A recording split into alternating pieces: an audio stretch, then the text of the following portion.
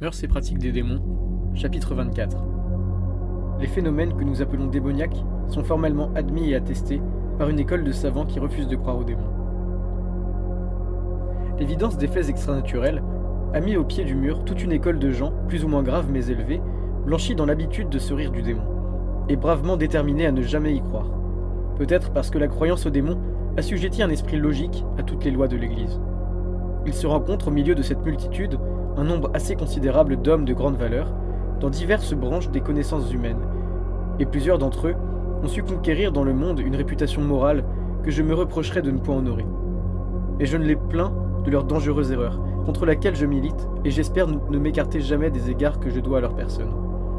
Du fond de mon cœur, je puis me rendre ce témoignage que mes adversaires sont mes amis. Si quelque violence involontaire s'échappe de ma plume, et rejaillit de la doctrine que je condamne sur eux et qui la professent, je me condamne. L'incrédulité naturelle de cette école m'est émue, elle s'est passionnée à l'égard des merveilles dont l'Amérique est inondée, à l'aspect des merveilles dont les flots grossissants couvrent l'Allemagne entière, et qui, débordant à la façon d'une mer que son lit tourmente et soulève, se répandent sur le globe entier, envahissant la Grande-Bretagne. S'étendent sur toute la surface de la France, s'emparent de toutes les intelligences, et s'élèvent de plusieurs coudées au-dessus de quelques incrédulités naguère culminantes. Dans le principe, ces réfractaires ont ri, mais leur arme quotidienne, la raillerie, s'est émoussée dans leurs mains. Il leur fallait frapper sur un airain trop résistant.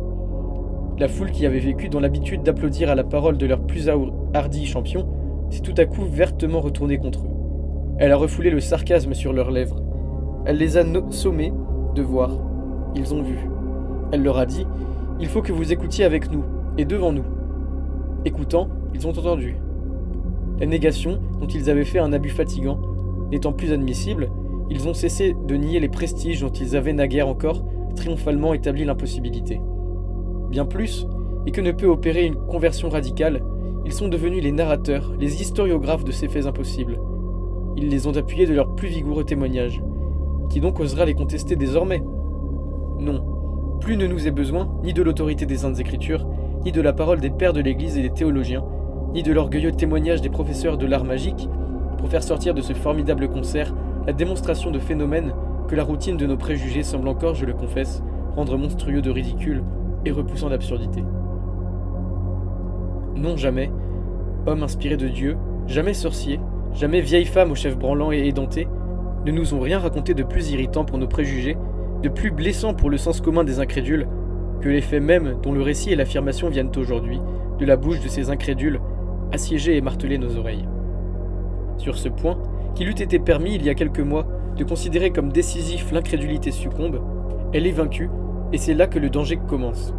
Le danger commence à ce point parce que les phénomènes que l'Église et l'opinion de tous les siècles ont qualifiés du nom de surnaturels ne viennent y recevoir la lumière que pour subir, sous les artifices du langage de la fausse science, une métamorphose perfide.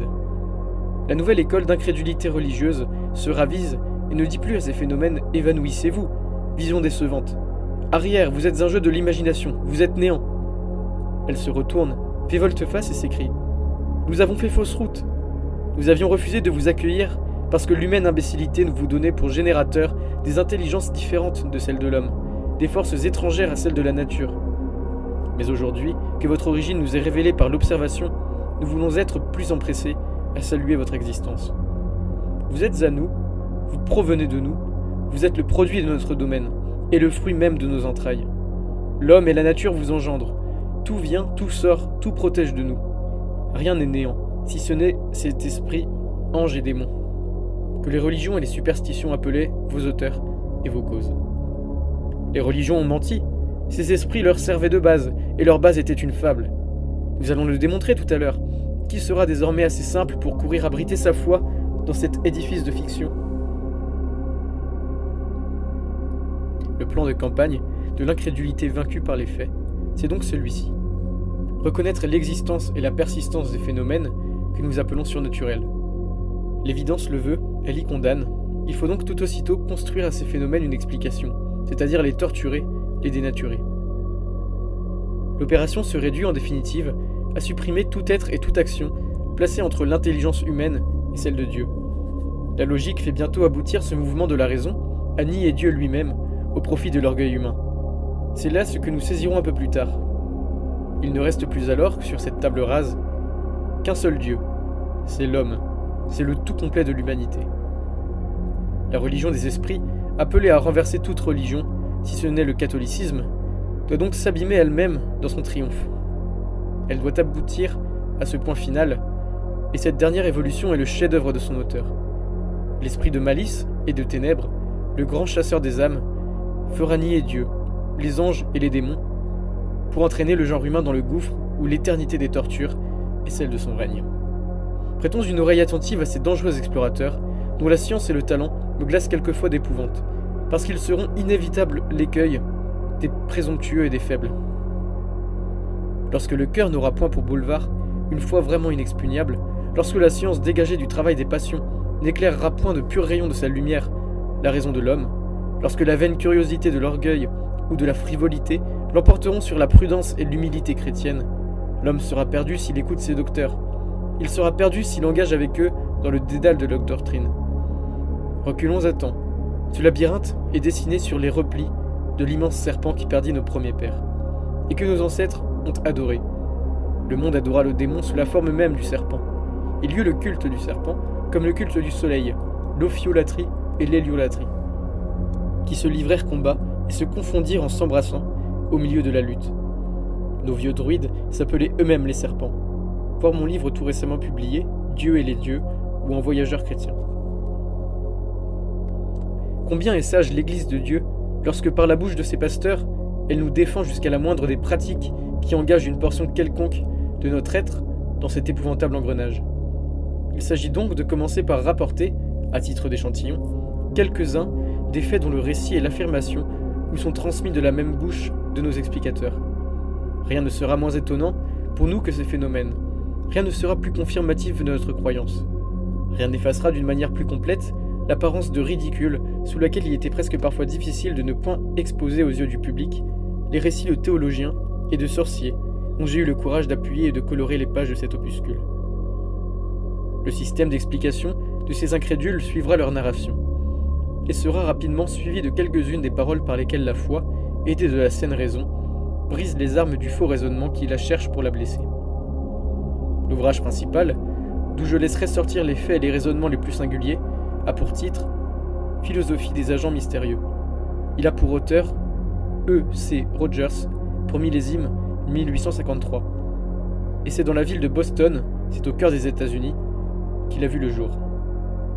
Les efforts de ce savant américain concordent merveilleusement avec la théorie d'un écrivain français, 1853 daté de 1854, anonyme, et se disant un homme qui n'a pas perdu l'esprit. L'américain est plus nerveux, plus clair et plus complet que notre spirituel compatriote. Je devrais nommer encore une foule d'écrits que j'ai parcourus, et dont je m'abstiens de citer un assez grand nombre, composés pour ou contre la question. La première scène se passe le 5 avril, en présence du professeur Wells, de Cambridge, de Bliss, de Bryant et de Edwards, chez Rufus-Elmer à Springfield. Monsieur Hume est, d'après le système de Monsieur Rogers, le médium, ou plutôt la cause de l'action qui s'opère, et dont la table semble être le héros. La table, dit le procès-verbal signé de 4 témoins ci-dessus nommés, se meut dans toutes les directions avec une grande force. Nous ne découvrons aucune cause apparente de ce mouvement. Elle s'avance sur nous et nous repose avec plusieurs pieds, assis que nous sommes dans nos fauteuils. Messieurs Edwards et Wells, qui la saisissent, luttent sans avantage contre le pouvoir invisible qui l'anime. Pressée sous les mains d'un cercle de personnes, elle s'élève en l'air et y flotte pendant quelques secondes. The Night Side. Cité ailleurs, les tables tournantes sont le chef-d'œuvre du diable.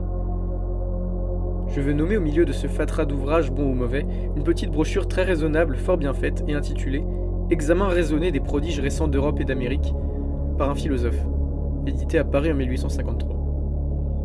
Monsieur Wells s'assoit sur la table que nulle autre personne ne touche. La table le secoue avec une singulière énergie, puis elle se lève sur 2 pieds et s'y maintient en équilibre, l'espace de 30 secondes. 3 personnes s'étant assises sur la table, celle-ci les promène dans des directions variées. Mais un autre phénomène accompagne celui de la table, car de temps en temps, un choc puissant se fait sentir. Le plancher tremble. Il semble que l'action d'un tonnerre lointain remue, ébranle les tables, les sièges et les objets inanimés de cet appartement que nous sentons frissonner. Monsieur Hume, qui nous sert de médium, nous supplie fréquemment de lui tenir les mains et les pieds. Un flot de lumière nous environne, et nous nous sommes assurés contre toute surprise. Voilà le fait de la sécheresse de son analyse. 1000 autres, et de beaucoup plus étonnants encore, le corroborent et le confirment. Dans les années 1849 et 50, quelques-unes des maisons les mieux habitées de New York furent obsédées par une singulière puissance qui paraissent s'en réserver et s'en approprier des parties entières. L'agent invisible défendait à qui que ce fût de toucher à certains objets qu'il semblait se consacrer. Bientôt qu'un téméraire s'y essayait, le bruit strident et fort accompagné d'une sorte d'éclair, et la puissance mystérieuse le frappait vigoureusement. On eût dit qu'elle le martelait de coups de poing invisibles. De temps en temps, elle s'emparait des membres de la famille et les rapprochait les uns des autres, comme des gens qui cherchent à se frapper. Tout aussitôt, il recevait à la fois des coups qu'on ne voyait aucun d'eux porter. Les femmes ne savaient plus s'embrasser entre elles, sans éprouver à l'approche de leur bouche comme un baiser de feu, sans se sentir leurs lèvres effleurées par les lèvres d'un esprit. Quant aux pauvres petits-enfants, nul d'eux n'osait plus donner à sa mère le tendre adieu du bonsoir. En un mot, le mystérieux agent semblait déployer un esprit de malice fort remarquable.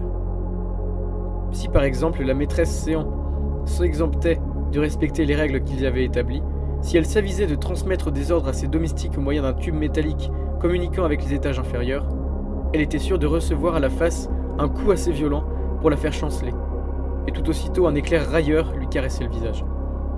Le narrateur, l'explicateur de ces faits, se tire bravement des difficultés de la position en faisant tous les honneurs de ces phénomènes simultanés et exceptionnels à l'électricité naturelle, à l'électricité toute seule. Le professeur Loomy, qui visita ces différentes maisons, prétend que ce capricieux fluide devait se dégager par le frottement de pieds des gens sur le tapis du salon. Et pourquoi pas tout aussi bien dans les autres maisons voisines et pareil, pourquoi pas depuis, pourquoi pas avant, pourquoi pas encore? Est-ce que les mêmes causes n'engendreraient pas toujours les mêmes effets en Amérique? Ce sont des électricités, vous plaît-il de nous dire. J'y consens, ma foi, de grand cœur, mais ce sont alors des électricités mises en œuvre par de malignes intelligences? Ce sont des électricités railleuses, ainsi que le dénomme si justement M. de Mirville? Prétendre nous les assigner comme des électricités naturelles et régulières, ce serait vraiment être par trop railleur. Mais écoutons bien, écoutons mieux. Matei venait de découvrir une force invisible et différente de l'électricité.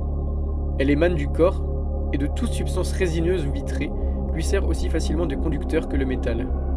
Messieurs Lafontaine et Tillorier ont fait la découverte d'un agent tout à fait semblable, et, dans cette voie largement ouverte au génie, monsieur le chevalier de Reichenbach se trouve avoir eu le même bonheur de rencontre que ces messieurs. Eh bien cet agent nouveau venu, appelé Lod, mais qu'importe son nom, voilà nous est-il crié des quatre coins de l'horizon, voilà le coupable, voilà le grand coupable des faits et gestes dont on incriminait l'électricité ou le démon.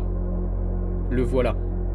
Mais pourtant, quelque nécessité pressante qu'il y ait à découvrir un coupable qui ne soit pas un mauvais esprit, je n'ose m'en prendre encore à ce nouvel éclos, que nous jugerons plus pertinent tout à l'heure. Résignons-nous cependant à en convenir, ce seraient des effets naturels un peu trop surnaturels, que ceux qui auraient à toutes les époques de ce monde attendu l'invasion d'effets incontestablement diaboliques, au sens des hommes les plus clairvoyants, pour commencer à se produire. La nature ne procède point dans ces opérations par de pareils soubresauts. Elle ne s'arrête point tout à coup pour sauter à pieds joints par-dessus des siècles. Sa marche est régulière, et ses exceptions même ont des allures prévues parce qu'elles sont réglées. Mais si nous trouvons quelque charme à suivre notre explicateur, nous avançons et cherchons quand même avec lui dans le jeu, dans le dérangement de notre organisation et dans la force universelle, c'est-à-dire toujours dans la simple nature, le secret de tous les phénomènes qui nous étonnent sous le titre d'extra-naturel. Allons plus loin sous sa tutelle. Produisons quelques désordres artificiels dans le composé de notre être. Et, recette en main, nous engendrerons à volonté non point les simples phénomènes d'hallucination que le délire enfante, mais ces grands et prodigieux phénomènes que l'Église et le sens commun n'avaient osé jusqu'à ce jour attribuer aux esprits de ténèbres. Vous voudrez, je le suppose, voir apparaître devant vos yeux le spectre de tel individu comme une réalité vivante. Rien de plus facile si vous croyez l'explicateur. Il suffit de vous représenter cet individu de telle sorte que sa forme s'imprime et se grave dans votre esprit. Hâtez-vous, dès que vous y êtes, de brûler dans une chambre une certaine combinaison de narcotiques dont on vous dictera la formule. Il ne vous reste plus, après cela, qu'à fixer les yeux sur les spirales de la fumée qui s'élèvent au-dessus du réchaud. Vous y apercevrez comme vivante la personne dont vous recherchez la présence. Mais ne vous étonnez point de lui voir revêtir l'apparence vaporeuse d'un fantôme. Vous pouvez néanmoins converser avec elle. Et, chose étrange, lorsque vous approcherez de ce spectre, il vous semblera que vous marchez contre un vent dont la violence vous repose et vous contraint de reculer. Que si deux personnes frappées de la même impression se livrent toutes deux à la même expérience, elles verront toutes deux le même objet. Elles éprouveront une sensation entièrement pareille. C'est là, nous dit l'auteur, un des secrets de la magie noire. Mais ce spectre n'est que le résultat d'une action nerveuse. Il n'existe pas au dehors. C'est-à-dire qu'il est purement subjectif, malgré sa physionomie toute objective.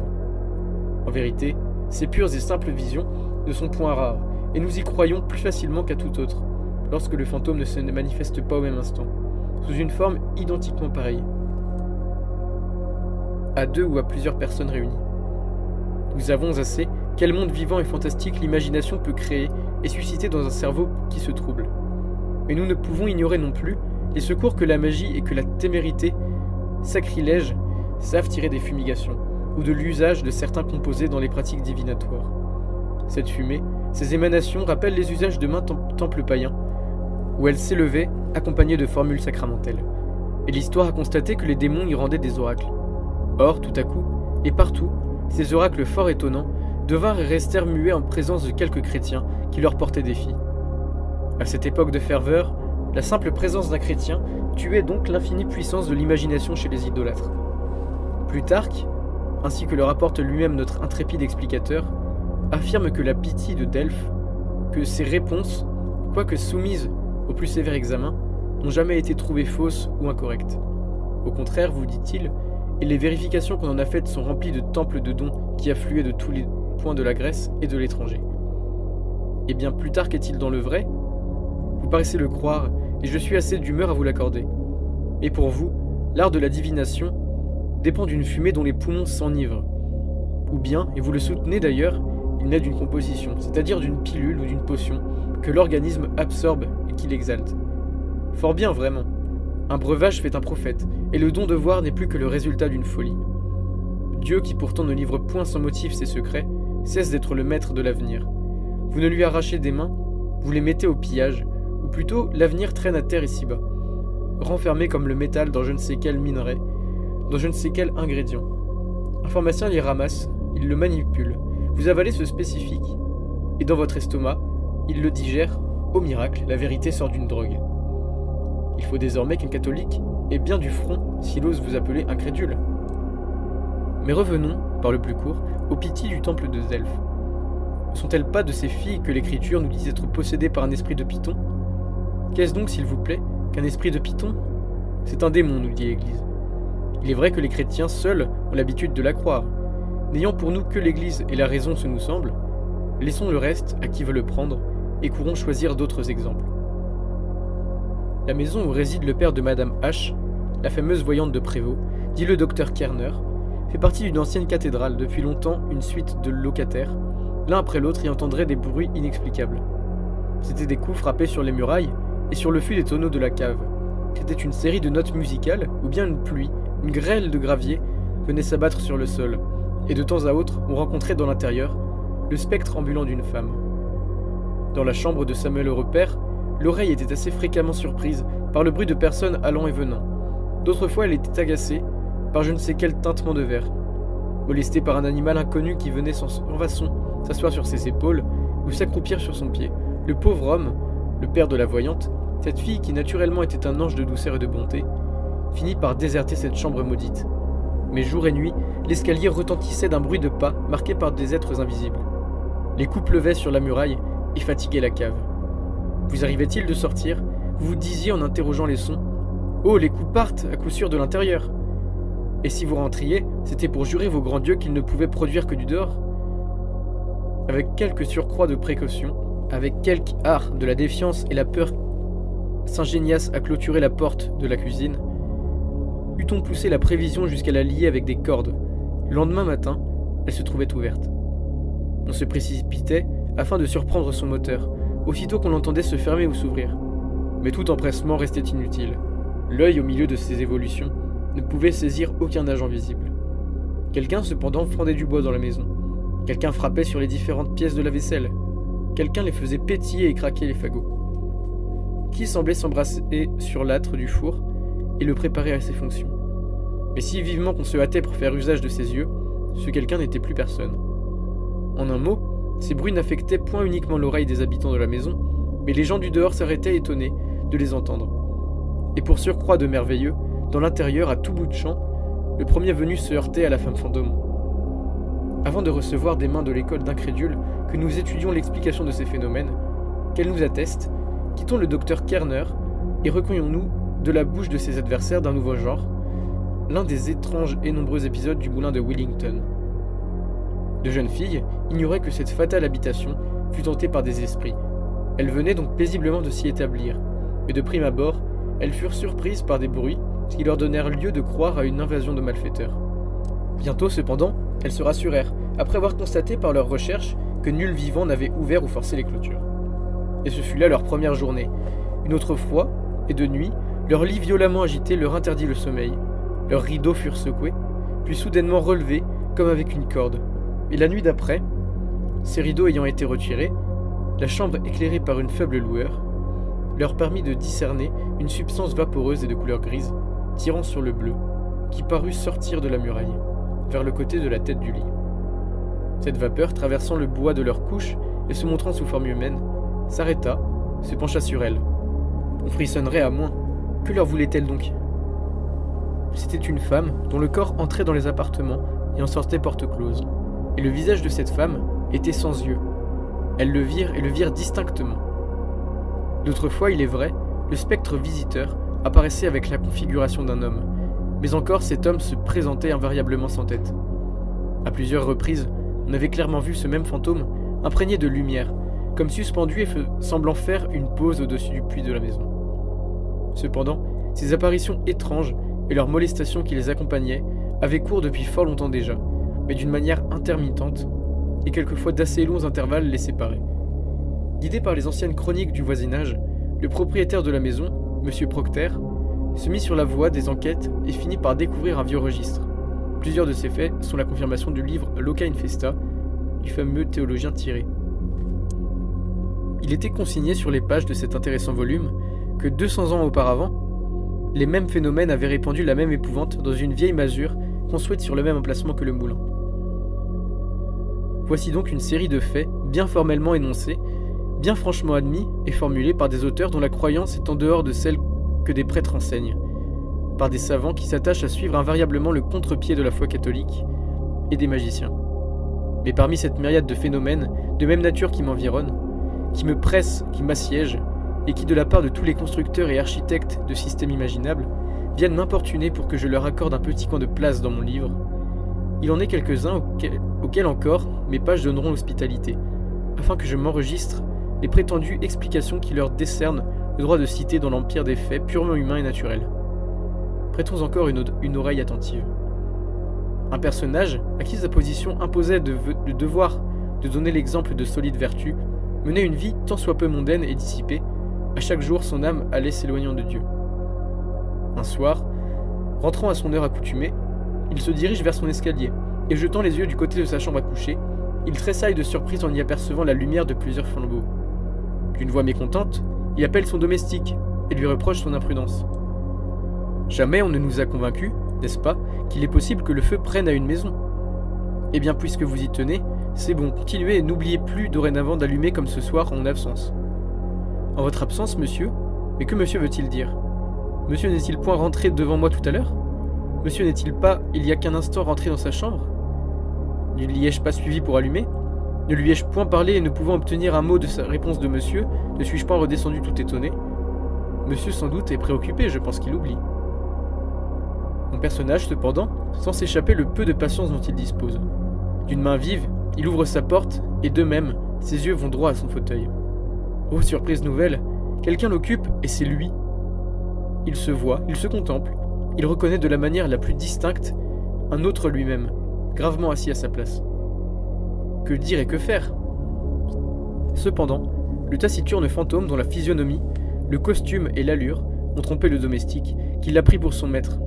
Le taciturne fantôme se lève, passe à côté de lui d'un front morne et sévère, franchit lentement le seuil de la porte et disparaît. Tout tremblant, notre personnage se tient pour averti. C'en est fait, se dit-il, je vais mourir. Mais il ne mourut point. Tout au contraire, la vie lui revint à l'âme. Il se rapprocha de Dieu. Observons-le bien, l'auteur anglais dont je n'approche les recherches, pour le moment, a le soin de m'apprendre que dans la discussion à laquelle il se livre, les faits s'appuient sur un nombre considérable d'autorités allemandes. Ce sont les docteurs Kerner, Stilling, Werner Eschenmayer, N. Moser, Passavant, Schubert, Van Meyer et tant d'autres. L'Amérique, l'Angleterre et l'Allemagne viennent donc de 1000 côtés dans mes pages et réunir et concentrer leurs témoignages sur la vérité, sur la réalité des phénomènes dont l'examen nous occupe et nous agite. Les faits sont vrais, nous crie-t-on, de tous côtés. Ils sont vrais mais c'est tout, et les esprits n'y ont aucune part. Cependant, que notre oreille ne se fatigue point encore, de sa complaisance étude des phénomènes est-il d'un puissant intérêt. Et le même auteur garantit l'authenticité parfaite de celui que je m'apprête à rapporter. Je ne connaissais jusqu'ici que des vies de saints qui m'offrissent des exemples de ce dédoublement de personnes, rendues présentes à la fois en des lieux différents. Un aide chirurgien de Glasgow avait entretenu une coupable liaison avec une jeune servante, et la pauvre fille vint tout à coup à disparaître. Mais le vent n'était point au soupçon, personne ne conçut l'idée d'un crime, il n'y eut donc pas à chercher aucun criminel. On supposa que la pauvrette était allée cacher son malheur dans le lointain favorable de quelque retraite. Aucun magistrat n'eut à froncer le sourcil. Il est bon de dire que près de 24 années se sont écoulées depuis l'époque où nous plaçons. Cette observation me dispense d'expliquer que la ville de Glasgow ne ressemble plus guère aujourd'hui à ce qu'elle était alors. Le jour du sabbat, on entend par là le dimanche, s'y faisait observer en ce bon vieux temps du protestantisme avec une rigueur vraiment puritaine. Mal en eût pris, par exemple, aux gens de cette génération de se laisser voir dans des promenades ou dans les rues à l'heure du service divin. Des inspecteurs spéciaux promenaient dans des lieux publics, leurs yeux d'argus, et dès qu'un délinquant osait enfreindre la règle pieuse, son nom venait grossir une liste fatale. À l'une des extrémités de la ville se déroule une vaste et silencieuse prairie aboutissant à la berge septentrionale de la rivière. C'est la promenade favorite des rêveurs. Le monde aime à rêver dans le nord. On le nomme la pelouse, the green. Or, par une belle matinée de dimanche, les surveillants de la piété publique, après avoir traversé toute la ville et poussé leur reconnaissance jusqu'à la limite la plus basse de la pelouse fermée par un mur à cet endroit, y aperçurent un jeune homme tristement étendu sur l'herbe tendre. C'était l'aide chirurgien de notre connaissance, et qui leur était parfaitement connu. « Comment, monsieur? Mais vous n'ignorez point à quel jour nous sommes? De la semaine? Et vous vous exemptez d'aller avec les saints prier Dieu dans son temple? Libre à vous, monsieur, libre à vous. Mais votre nom doit figurer sur notre liste. » Et le nom dit prendre place. Cependant, le jeune homme se garda de proférer un seul mot d'excuse. « Je suis un grand misérable, dit-il en se levant. Tenez, là-bas, regardez au fond de l'eau. » Traversant aussitôt le tourniquet, qui divisait le mur en deux parties, il atteignit un sentier qui serpente le long de la rivière et se dirigea vers la route de Rutenglen. Les inspecteurs le virent passer de l'autre côté de ce tourniquet, mais ne comprenaient point encore le sens de ses paroles. Ils s'acheminèrent vers le bord de l'eau. Le cadavre d'une femme y frappa leur vue, et ce ne fut point sans quelque difficulté qu'ils parvinrent à la ramener sur la rive. Quelques personnes accoururent cependant à leur aide, et portant la morte à bras, on la reconduisit en ville. Il était comme 1h après-midi. Et au moment où ce groupe allait traverser les rues, leur route fut barrée par une foule des fidèles qui descendaient les marches de l'un des principaux temples. Les inspecteurs s'arrêtèrent un moment afin de livrer passage à ce torrent. Mais en levant les yeux, que virent-ils? Ils virent l'aide chirurgien lui-même. Celui qu'ils venaient de voir ailleurs, ils l'aperçurent environné de la foule et franchissant avec elle le seuil du lieu sacré pour en sortir. Le jeune homme se garda bien d'en approcher d'eux. Cependant, un ordre d'enquête, ayant réveillé tous les souvenirs au sujet de la femme noyée, elle fut promptement reconnue pour être la jeune servante dont la disparition n'avait jadis inquiété personne. Elle était grosse, et un instrument de chirurgie, encore embarrassé dans ses vêtements, avait servi à lui porter le coup mortel. Les liaisons coupables du jeune homme revenant de toutes parts à l'esprit, les soupçons se formèrent d'eux-mêmes et grossirent. En outre, la parole des inspecteurs ne tarda guère à prêter aux mauvaises dispositions du public le point d'appui le plus formidable, car ils se firent un devoir de rapporter leur rencontre, en plein jour, avec le jeune chirurgien qui leur était parfaitement connu. Ils répétèrent la douloureuse accusation qu'il avait portée contre lui-même. Le malheureux fut donc arrêté et mis en jugement. Cependant, De quelque poids accablant que fussent les préventions, soutenues de l'opinion de la ville entière, l'impartiale sentence du jury le revoya sain et sauf. Et c'est ici que commença le merveilleux, l'incompréhensible.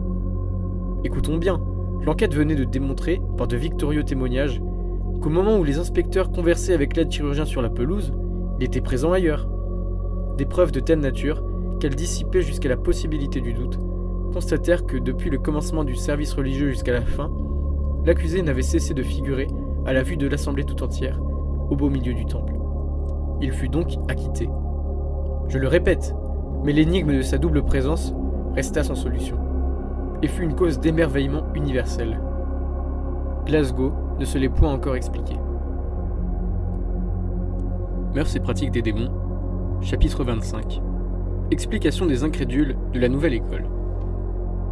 Nous avons tout à l'heure appelé l'attention du lecteur sur la formation d'une nouvelle école d'incrédules, dont la très ferme volonté se refuse catégoriquement à croire aux démons. Rien ne lui semblerait plus absurde en conséquence que d'admettre l'intervention des esprits dans les choses de ce bas monde, fût-ce même à titre accidentel. La cause étant niée, nul effet ne peut en sortir. Cela est de rigoureuse logique. Cependant, pressés, poursuivis, harcelés par l'évidence, les disciples et les maîtres de cette école ont nettement cessé de contester l'existence de phénomènes tellement étranges et insolites que le langage humain, qui ne saurait représenter par un nom la chose qui ne peut exister, ne trouve d'autres termes pour en exprimer l'idée que celui même de surnaturel. Eh bien, ce sont des incrédules, et personnes qui viennent de donner la sanction de leurs paroles aux faits extraordinaires dont le merveilleux remplit quelques feuillets de mon opuscule. Cette conversion intellectuelle est presque un miracle. Mais à la suite de cet aveu, de cette reconnaissance, une rude tâche se trouve dévolue à ces nouveaux venus, dont l'incrédulité gagne en profondeur, ce qu'elle cède et abandonne en surface. Il leur incombe de vous expliquer, d'une manière intelligible, les faits merveilleux dont ils assignent la production à la nature, et dont rien à nos yeux ne fait tomber l'énigme dès que, pour les interpréter, on se place en dehors du bon sens universel ou catholique. Déterminé qu'il me semble être à rompre en visière avec l'enseignement chrétien, avec la philosophie ancienne, qui sur ce point s'identifie presque entièrement à l'Église, et avec la croyance universelle des peuples, je me demande quelle alternative leur est laissée.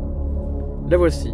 Donner à l'évidence de leur démonstration la clarté, la limpidité du cristal de roche, ou bien tout au contraire, construire des lignes combinées par leur doctrine, un labyrinthe où ils doivent se perdre eux-mêmes. Un labyrinthe où s'égare, où se fatigue et succombe de désespoir quiconque y aventure ses pas, s'il ne peut saisir pour s'en tirer le fil conducteur du haut bon sens de la foi. Eh bien ce nouveau dédale est tout construit. Ces lignes perfides sont tendues à chaque page. Toutes perfides qu'elles sont, elles peuvent être tendues de bonne foi. Je l'admets ou je la suppose imperturbablement. Et bien souvent j'aime à le croire avec raison. Dans une cohue d'ouvrages que l'Amérique et l'Europe viennent d'enfanter. J'en accuserais plutôt l'orgueil humain que la mauvaise foi délibérée. Mais quoi qu'il en soit, je le déclare, les gens curieux qui sont les gens faibles, y seront pris, si l'humble obéissance du chrétien ne les en arrache et ne les sauve. De là, l'énorme danger des livres de cette école, où l'absurde dissimule sa nature sous les plus admirables certifications du discours, et s'approprie sans pudeur le doctorat aplomb du professoral. Saisissons quelques-unes de ces doctrines, sous le pli, sous la draperie des manteaux où elles se dérobent, c'est-à-dire continuons notre faible entreprise en exposant dans leurs expressions la plus simple et la folle hardiesse de ces explications. Le chevalier de Reichenbach a récemment fait une singulière découverte, ou bien il a été le jouet d'une incalculable série d'illusions. Dans le premier cas, il a découvert selon toute probabilité le fluide, la force à laquelle les esprits s'unissent et se soudent pour agir sur la matière ou sur nos personnes, suivant la théorie fort ingénieuse et plausible que M. de Mirville a développée. Dans le second cas, il a été le jouet constant des hallucinations que savent produire avec un art inimitable les esprits de mensonge. Ce fluide impondérable, ou cette force, ce serait en définitive, et à bien peu de choses près, l'agent que mille bouches ont prétendu désigner par les termes de fluide nerveux, de fluide mesmérique ou magnétique, de fluide universel. Le mot « ode », dérivé du sanskrit, et peignant une agitation, un mouvement que nulle résistance ne borne ni n'arrête, voilà le nom que le chevalier de Reichenbach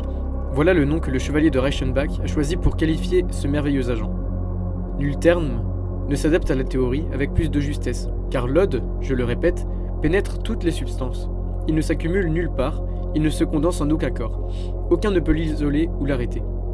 Lire les lettres odiques, magnétiques du chevalier Reichenbach. Écoutez, écoutez, et vous allez bientôt comprendre le rôle satanique et l'avenir d'un agent dont l'apparence première est fort innocente, mais qui s'apprête à détrôner Dieu.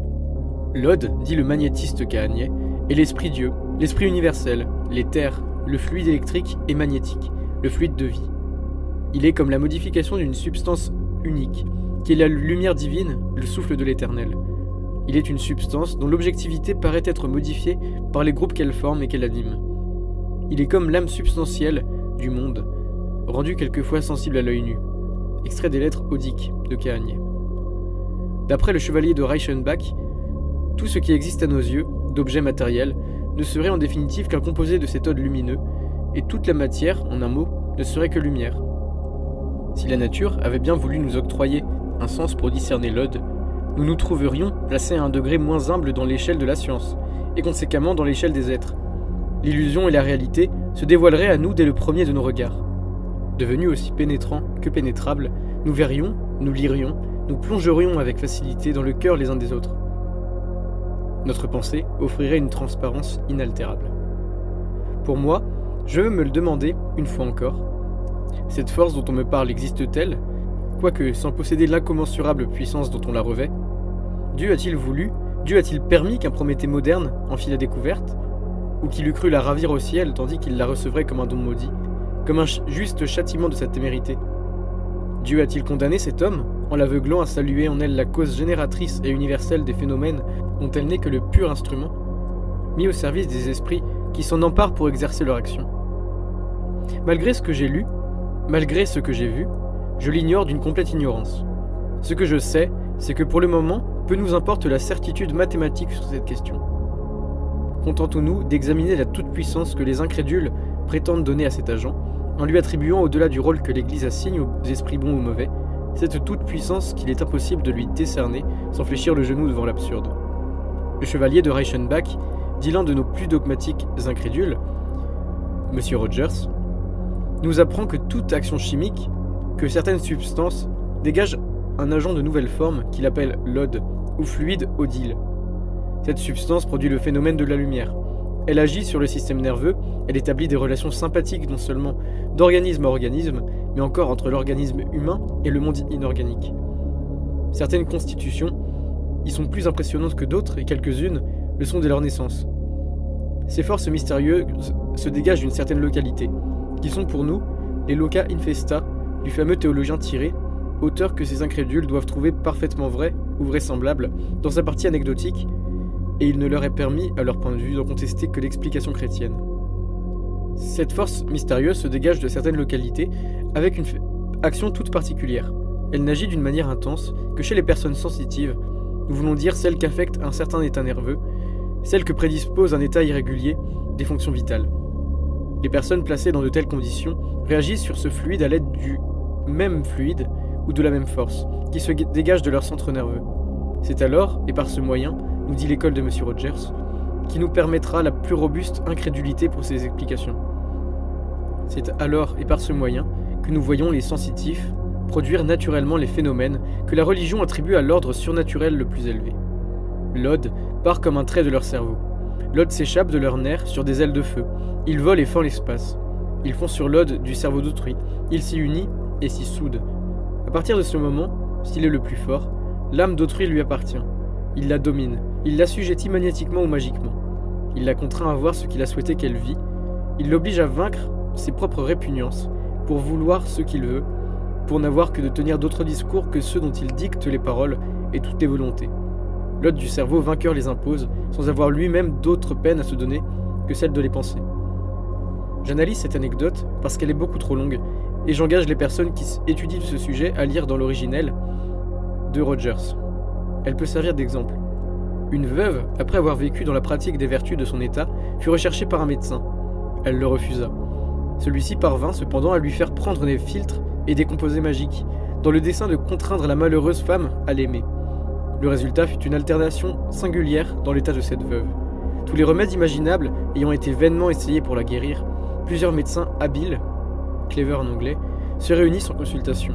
Ils déclarent que les accidents éprouvés par la veuve ne peuvent être que l'effet d'une possession diabolique. L'évêque du lieu, croyant à l'opportunité des exorcistes, désigne, pour l'exorciser, les docteurs et des religieux éminents. Mise entre leurs mains, la veuve se comporte à la façon des possédés. Interrogée dans les langues grecques, hébraïques et latines, qu'elle ne sait pas pour le moins du monde, elle répond correctement dans ces langues. Elle découvre et révèle les secrètes pensées des personnes étrangères. Elle répond aux questions théologiques les plus sublimes, avec autant de clarté que de précision. Ce n'est pas tout, elle se livre à des actes physiques qui sont évidemment au-dessus des forces de la nature humaine. Et bien bagatelle que tout cela pour M. Rogers. Prêtres, médecins, spectateurs compétents, tous ensemble ne sont, en fait, de science et d'intelligence que des gens de néant. La véritable raison, M. Rogers va nous l'apprendre. C'est l'action spécifique d'une drogue agissant sur le système nerveux. Cette drogue suspend le libre arbitre de l'esprit et communique au cerveau la plus exquise sensibilité pour les influences terrestres, pour les émanations auxquelles nous donnons le nom de l'ode, et qui se mettent en rapport avec l'organe cérébral. Voilà ce qui fait mon point commun, le disait Molière, en style comique, que notre fille est muette. Mais tout au contraire, elle nous répond, dans les langues dont elle n'eut jamais la moindre connaissance, mieux que les docteurs qui les ont apprises. Voilà l'unique raison de tous les prodiges qu'elle opère. Ce n'est que l'ode, c'est l'ode encore, ce sera l'ode toujours. Ah vraiment, lorsqu'on possède une imperturbable aplomb, que n'est-il possible de faire passer dans un style tout cousu d'oripeaux de la science, et tout doublé des formules les plus géométriques du raisonnement. Et la multitude vous croira. Quoi de plus naturel? Et si l'on a pour lecteur des gens qui ne savent lire un livre que comme on avale un verre d'eau? Écoutons. Selon lui, The Mundane Force, ou l'ode, est une seule et même chose. Mais ce qu'il y aurait de plus singulier, je n'ose le dire de plus bouffon, c'est que cette force, les personnes que la nature en a dotées, dans sa colère, l'emploient le plus souvent à leur insu. C'est que, tout éveillées, elles en eussent sans quelquefois en concevoir même le soupçon. C'est qu'elles en font à elles-mêmes, et sans qu'il leur en naisse le moindre doute. Un véritable instrument de torture. Oui, ces corps, ces coups que vous entendez, et qui nous répondent avec une intelligence et une science supérieures à celles que nous connaissons, ces coups qui sont si faibles d'abord et qui, lorsqu'ils s'animent, ébranlent des maisons, ces coups dont le retentissement se prolonge à d'énormes distances, ou bien cette harpe qui soupire de suaves et langoureuses mélodies, ces concerts où 1000 instruments invisibles éclatent tout à coup dans un appartement et fatiguent l'oreille d'une harmonie tumultueuse et martiale, vous en cherchiez vainement l'auteur. Le voici, les fanatiques de l'ode vous le dénoncent. C'est cette jeune fille, naïve et pâle, à l'œil mourant. Elle est elle-même bien loin de s'en douter, dans l'adorable candeur de son ignorance. Bien au contraire, elle s'épouvante de ces phénomènes, que du simple niveau de bon sens, elle juge être l'œuvre de malicieux démons. La pauvrette, pourquoi lui laisser ignorer que cette force irrésistible et intelligente sort d'elle-même? Ne faut-il point se hâter de lui apprendre que l'unique démon de ce monde, c'est l'ode magique, et ses nerfs malades dégagent dans leur crise capricieuse? Voilà le dire de nos docteurs. Oui, ce n'est rien que cela, c'est l'ode d'une chétive organisation, c'est l'ode produit par une créature humaine, c'est cette ode se combinant, se soudant aux émanations universelles qui se dégagent de tel ou tel coin privilégié de la Terre. C'est là purement et simplement ce qui communique à cette frêle créature, et très généralement à son insu, la plus formidable des puissances. On nous l'affirme. Cette force agit de près, mais elle agit au loin, nous dit-on de rechef, avec une énergie que l'espace ne peut fatiguer ou appauvrir. Elle fait ici tourner, danser des tables, que dans notre sottise nous venons de prendre pour une savante, pour une possédée, pour une sainte ou pour un démon. Elle la suspend en l'air, elle la promène dans le vide, elle éteint, elle allume subitement toutes les bougies de ce salon. Ou bien, sans remuer de sa place, elle bat le tambour à 100 pas d'ici. Elle tourmente dans leur lit des malheureux épouvantés qui soupirent après la paix et le sommeil. Elle fait déserter à des familles entières le toit où ont vécu les ancêtres. Elle tue, elle ravage, elle incendie, elle rend même quelquefois la santé par ses consultations bizarres. Et c'est elle qui donne le ton des langues. Mais il ne faut pas s'imaginer que je plaisante lorsque je rapporte les explications que du haut de leur forcenée science, les nouveaux docteurs imposent à notre crédulité. Ma parole est loin d'avoir touché les limites de la puissance dont ces intrépides explicateurs arment les centres nerveux de l'homme. Et que la force odile paraît mieux diriger et mieux comprendre que les pauvres airs qui la dégagent et la produisent. D'où, bon gré mal gré, je m'arrête à ce soupçon. Que les gens considérés comme les possesseurs de cette force, aussi dépravés qu'intelligence, pourraient fort bien n'en être que les possédés, et c'est là le nom que leur donne l'Église. Encore un coup, je me le demande, une force intelligence agissant en nous et par nous, sans que pleinement éveillés, nous en ayons la conscience. Est-elle une force qui nous soit propre? Cette force intelligente, qui veut et qui peut si souvent le contraire de ce qui nous plaît, est-elle véritablement nous-mêmes? Oh, des raisons. Il y aurait donc en nous alors, et dans l'unité du moi, deux âmes intelligentes, deux volontés discordantes, et dont celle que nous connaissons resterait dépouillée de sa liberté. Il y aurait en nous deux nous-mêmes, dont l'un nous cacherait à son gré ses desseins pour vivre dans les secrets replis de notre personne, en étranger farouche. Quelle déraison. Le moi devrait avoir la conscience de lui-même, et pourtant, ce moi ne peut trouver un autre mot que lui lorsqu'il s'agit d'en désigner cet autre, qu'il occupe comme l'ennemi occupe la place conquise. Eh bien, ce moi est celui que les explicateurs nous donnent comme un être unique ne sont guère là, ce me semble. Deux substances fraternelles s'identifiant dans l'unité. Ce sont deux natures distinctes et hostiles, dont l'une ne peut être l'autre, et dont la plus forte ne se cramponne à la plus faible que pour l'assujettir. Et les explicateurs nous affirment que cette force est une des forces de la nature. Eh bien soit, j'y consens enfin, et d'un seul mot, nous tombons d'accord. Mais ils reconnaîtront par devant l'évidence de cette nature et celle des démons. Écoutez, dussiez-vous m'accuser quelque peu de radotage. Il faut que je reprenne haleine, pour ajouter encore quelques paroles. Écoutez sérieusement encore. Voici ce qu'il s'agit de comprendre et d'admettre si l'on veut accorder la victoire à nos adversaires. La simple influence d'un centre nerveux de l'homme, agissant par dégagement d'ode sur la force universelle impondérable, suffit pour chercher une maison de ses fondements. Gardons-nous bien de sourire. Nos analogistes prétendent établir, et pour eux, rien n'est plus certain, car ils l'affirment, que dans telle localité donnée, l'excitation de tel misérable cerveau, versant son ode et le liant à celui de la terre, a fait frissonner les murs de pesants édifices et jeter le sol dans des convulsions. Vous qui cherchiez, ne cherchez plus d'autre cause à certaines trombes inexpliquées dont la rage a dévasté les spacieuses campagnes. Ne demandez plus d'autre raison d'être à certains tremblements de terre dont les ondulations furieuses, infatigables, répandirent au loin de décourageantes et de mortelles terreurs. Le cerveau de quelques souffreteuses jeunes filles avait enfanté ces prodiges. Ô prodiges! Voilà la thèse, voilà l'analyse de la thèse, où s'est embourbée la dernière école de nos incrédules. C'est donc à cette force, intelligente et perverse, que de pauvres malades logent en eux-mêmes, et laissent échapper d'eux-mêmes, sans seulement en avoir la conscience. C'est encore à cette force, dis-je, que la raison de nos interprètes des secrets de la nature attribue la création. L'action des fantômes, les apparitions proches ou lointaines de spectres qui entrent et qui molestent de nuit nos tristes demeures. On regarde et tantôt on les voit s'élever, ces spectres, au-dessus d'un tertre sépulcral, représenter la forme taciturne du mort. Savez-vous donc ce que c'est? Ne craignez point, ce que vous voyez, c'est le fluide odile, ce n'est que lui, se dégageant de toutes ces particules d'un cadavre, et s'échappant de cette sorte de moule pour le reproduire en vapeur lumineuse. Quelquefois, et nous n'y voyons rien, qui répugne à notre croyance, le fantôme est tout entier dans la tête de ceux qui croient le contempler en dehors d'eux-mêmes. Et c'est un breuvage excitant, c'est l'action de leur propre nerf qui aura suscité cette vive image, d'où naissent de désolantes hallucinations. Mais d'autres fois, nos explicateurs affirment que le spectre est bien réel, bien objectif, et qu'il est effectivement redoutable. Cependant, parce qu'il représente un mort que nous avons connu, n'allez point vous figurer que ce soit ce même mort. On ne vous le permet point. Non, ce spectre sosie, que vous prenez pour son original, est né par réminiscence. Son cerveau a de telles personnes vivantes qui ne sait point avoir enfanté. Il est le fruit d'un rêve, et pourtant la personne qui le produit a même à son insu la puissance de lui donner la vie. Ce spectre ambulant, nous affirme-t-on, est le fruit de l'ode particulier de tel individu rêveur, réagissant sur le fluide odile universel. Voyez-les donc, ces spectres. N'ont-ils point pour substance une sorte de vapeur lumineuse, dont la couleur vacille avec indécision entre le gris et le bleu? Eh bien, c'est là précisément notre affaire, disent les explicateurs, car telle est la couleur et l'apparence sous lesquelles doit se manifester, au regard des sensitifs, le fluide odique de Reichenbach. Et lorsque vous frappez le fer à la main, comme à Siddeville, sur ces vapeurs bleuâtres, lorsque vous faites feu sur ces insaisissables ennemis, à l'endroit où s'exerce leur malice, comment se fait-il qu'assez fréquemment au moins, les coups portés sur ces vapeurs aillent au loin frapper et blesser dans leur chair les auteurs du maléfice? Comment ces coups labourent-ils leur corps?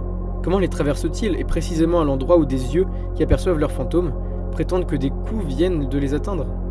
Voir le chapitre de Siddeville et les ouvrages de M. de Mireville.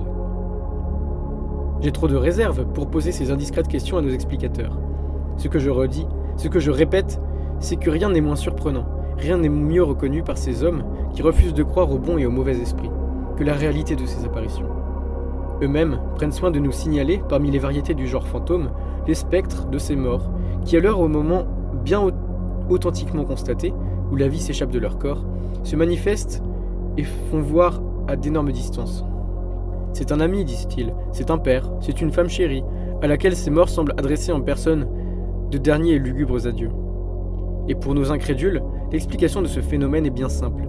Le spectre entier, vous disent-ils, n'est qu'une particule matérielle qui émane et se détache de la chair de ces morts.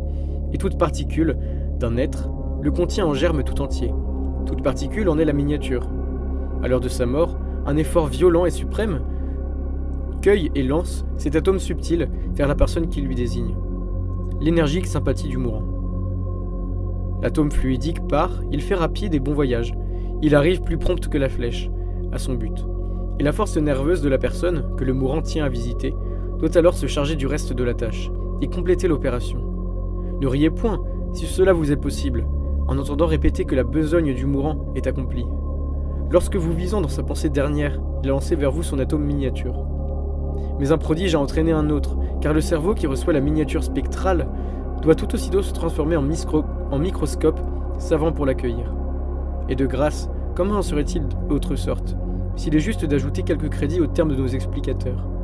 Puisque la personne visitée reconnaît immédiatement le mort, puisque tout aussitôt qu'il apparaît, elle le voit de taille naturelle, de grandeur naturelle et revêtu de ses proportions dans leurs plus justes harmonies. Il a donc fallu que le cerveau visité pût grossir avec une vivacité foudroyante la miniature du mort, la particule fluidique qui l'a frappé. Il a donc fallu qu'il la grossit avec une précision mathématique bien admirable. Voilà, je le pense, tout un tissu du merveilleux, un peu plus difficile à croire que celui des catholiques. Quoi de plus simple, cependant, que les explications de cette nature, au dire des gens qui, sans doute, ont juré de mourir sans se comprendre eux-mêmes, plutôt que de céder aux sages conseils du sens commun. Hélas, la raison conduit l'homme à la foi chrétienne, mais l'homme qui repousse la foi ne se condamne-t-il pas infailliblement à épouser l'absurde? L'homme vain, qui à tort et à travers se gonfle, se gorge des crudités indigestes de la science profane, celui qui, plutôt que d'en jeûner lorsqu'elle n'a rien à lui offrir, se repaît des chimères qu'elle enfante dans ses écarts, ah, cet homme oublie le danger que nous signale un livre saint, Scientia Inflat, qu'il t'écrit. C'est-à-dire la science nous ballonne. Et quand ce ballon, qui prétend s'emparer des cieux, rencontre une simple épingle. Mais est-ce que l'Église, par hasard, me proposerait d'adopter, à propos du surnaturel, une croyance assez choquante pour déterminer les justes révoltes de ma raison? Non, nullement, et pas le moins du monde. Eh bien, que plaît-il donc à l'Église de m'enseigner? Elle m'enseigne qu'entre Dieu et l'une de ces myriades de créatures, qui s'appelle l'homme, il existe des créatures intermédiaires. J'avoue d'abord que si rien en moi ne fondait cette croyance, mon esprit la formerait en lui-même à titre de supposition, tant elle lui semble naturelle. L'Église me dit qu'au-dessus, fort au-dessus de moi, et au-dessous, fort au-dessous de Dieu, s'échelonnent des intelligences invisibles. Elle ajoute qu'il est donné à ces intelligences d'agir visiblement ou invisiblement sur nos esprits et sur la matière, de prendre un corps et de rendre visible et sensible. Rien encore dans cette proposition qui nous savons imposer silence à la voix de nos préjugés, rien qui soit de nature à effaroucher notre raison. Nous ne les voyons point, ces intelligences, mais voyons-nous Dieu? Voyons-nous notre âme? Dieu, dans l'immense fécondité de sa puissance, ayant créé des corps, de simples corps dont la ténuité se joue de notre vue, ne pouvait-il pas créer des êtres spirituels dont nos yeux fussent inhabiles à percevoir la substance? Du haut de sa raison, l'homme put-il jamais dire à Dieu: Seigneur et Créateur, entre toi et moi rien ne sera. Je suis le terme le plus élevé, je suis le couronnement de l'échelle des êtres créés. Entre le Tout-Puissant et moi, nul échelon intermédiaire ne jalonnera la distance. Oh, vraiment, ce présomptueux langage serait bien celui de la démence. Ou bien la raison, tout en adoptant les échelons gradués, tout en reconnaissant ces êtres intermédiaires et indéfinis, aurait-elle bonne grâce à leur dire: Oui, vous êtes à coup sûr ce que je ne suis point. Vos facultés diffèrent donc des miennes. Votre nature, supérieure à celle que je tiens de Dieu, n'est point ma nature, cela est clair. Vous savez en conséquence ce que je ne sais point, et ce que je ne puis faire, vous le pouvez. Donc, et en vertu de l'ignorance foncière que je professe sur votre essence, je déclare que tel ou tel acte, inintelligible sans votre action, est bien philosophiquement attesté. Vous est complètement impossible. Ô des raisons! Outragée dans son orgueil par l'évidence, la raison ne jugera-t-elle point qu'en pareille matière il est plus digne d'elle de couper court au raisonnement, de nier le surnaturel et de le traiter comme on traite l'absurde, en levant les épaules et en tournant le dos? Ce serait un merveilleux procédé, une merveilleuse fin de non-recevoir en vérité. Cependant, répliquerons-nous, si nous ne laissons point effarouche par l'aspect étrange et inaccoutumé de certains mots, qu'est-ce que le surnaturel, s'il vous plaît? Les actes surnaturels ne sont-ils point tout uniment les actes propres ou naturels à des êtres d'une nature supérieure à la nôtre? Si tant est que nous ayons permis à Dieu tout à l'heure de créer quelque chose au-dessus de nous, raisonnons avec la simplicité de la bonne foi. Voyons que notre nature, toute seule et dépourvue d'auxiliaires, puisse se montrer supérieure à elle-même et produire au-delà de ses forces. Voilà l'absurde, le voilà robustement conditionné. Voilà l'impossible. Mais qu'une nature supérieure à la nôtre opère ce que nos forces se refusent à opérer. N'est-ce point aussi raisonnable que naturel? N'est-ce point ce que le simple bon sens nous dénonce comme nécessaire, aussitôt que nous prenons à considérer l'échelle des êtres, aussitôt que l'œil de notre intelligence s'essaye à la mesurer, à la remontant depuis nous-mêmes jusque vers son fait? En un mot, ce que le langage habituel qualifie du titre du surnaturel ne peut être tenu pour philosophiquement impossible que par la classe des gens bornés. J'appelle forcément de ce nom ceux dont l'étroite intelligence renferme et borne, dans la nature de la seule classe d'êtres intellectuels qui leur est connue, les facultés des êtres prodigieusement nombreux et inégaux dont se compose l'univers spirituel.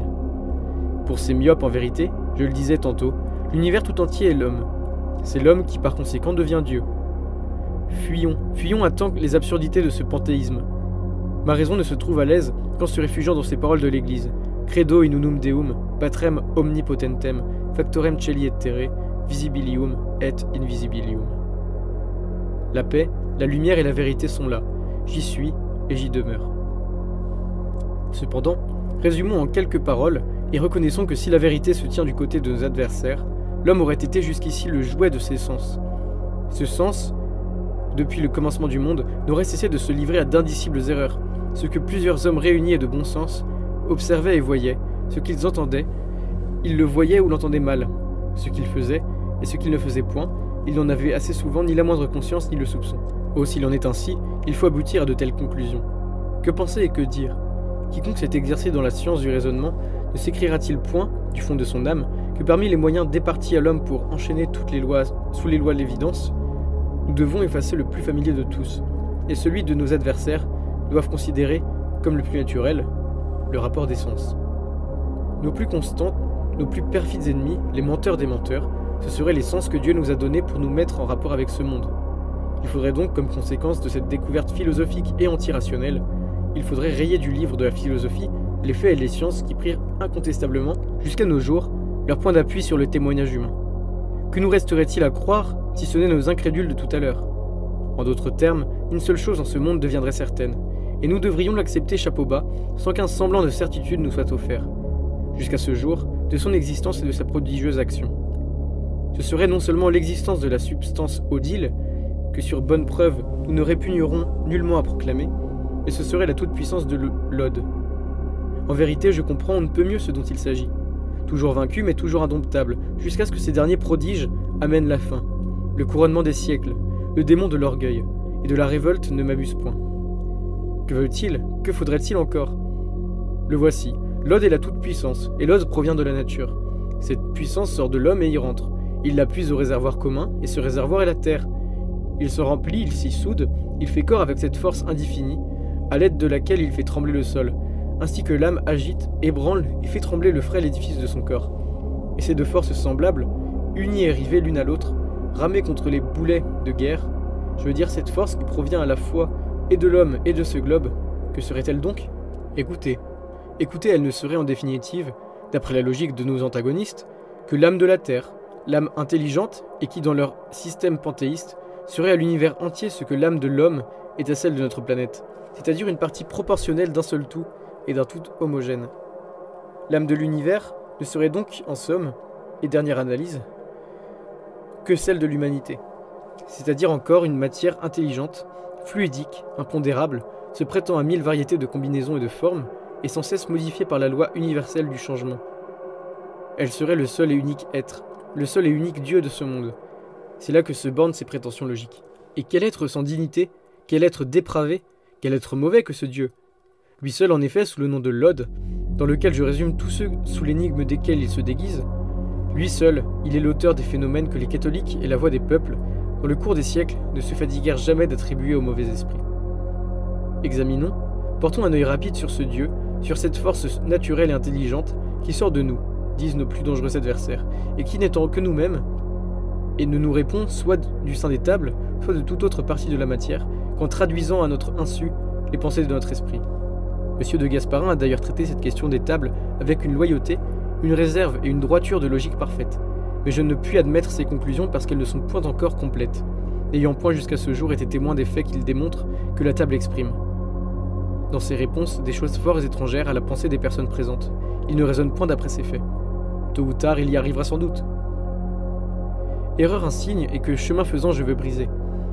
Car loin que ces prestigieux interlocuteurs se bornent à refléter notre pensée et notre foi, je les ai trop souvent entendus, lorsque je les interrogeais moi-même, répondre d'une fort étonnante manière à ce que j'ignorais et professer des dogmes et les sentiments les plus contraires à ceux dont mon âme est nourrie. Combien de fois d'ailleurs ne les ai-je point entendus pour notre salutaire instruction, et parce que Dieu les contraignait sans doute, se contredire et démentir, s'avouer menteur, et varier sans cesse jusque dans la liberté du mensonge. Les saints croient assez facilement aux œuvres du démon, mais que le démon dérobe ses actes sous l'apparence de singuliers phénomènes ou sous un masque de sainteté privilégiée, il excelle à démêler les ruses merveilleusement de cet ennemi. Je veux analyser un exemple de ce genre.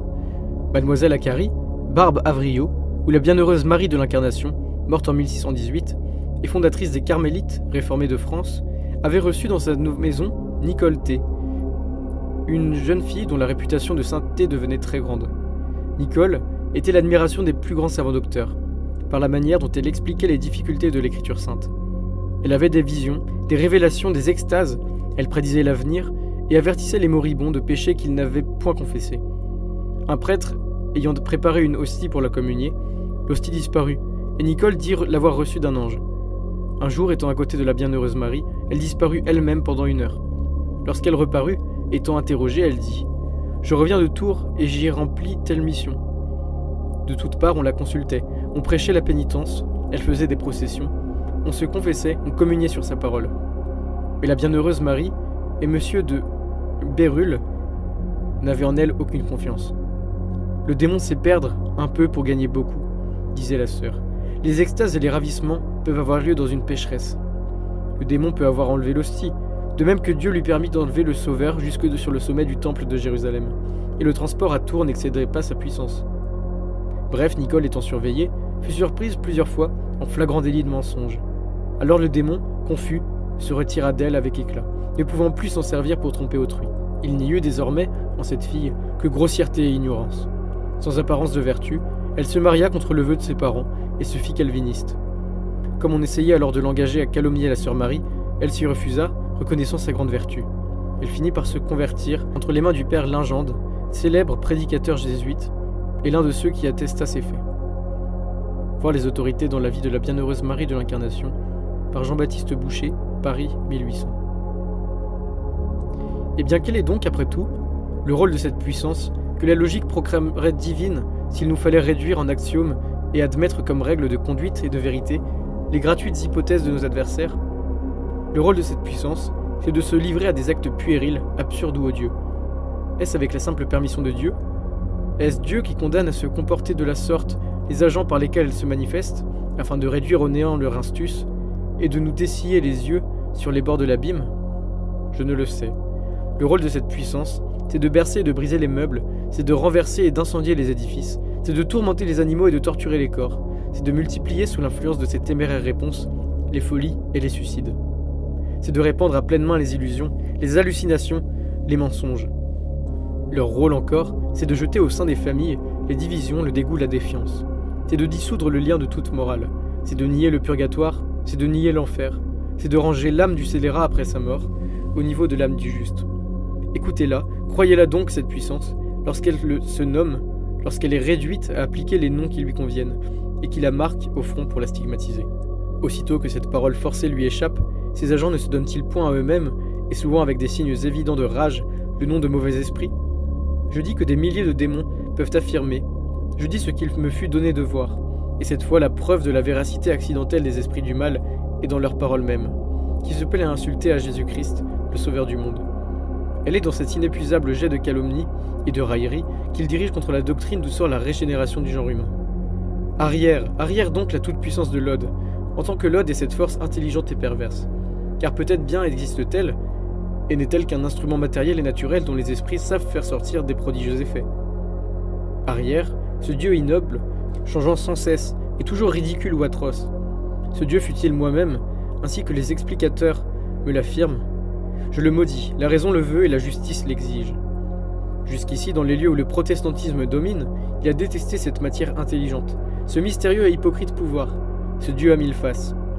Il l'a fait maudire, du haut de ses parvis, par les 1000 bouches de ses sectes, et il faut le louer de cette sagesse.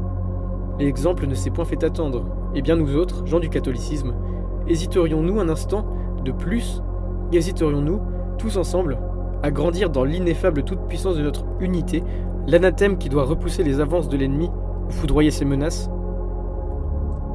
C'est assez dire, et moi, fils de l'Église romaine, pacifiquement abrité sous l'aile des saints anges qui veillent à son salut, je crois avec mes pasteurs légitimes au sens commun des siècles et des peuples.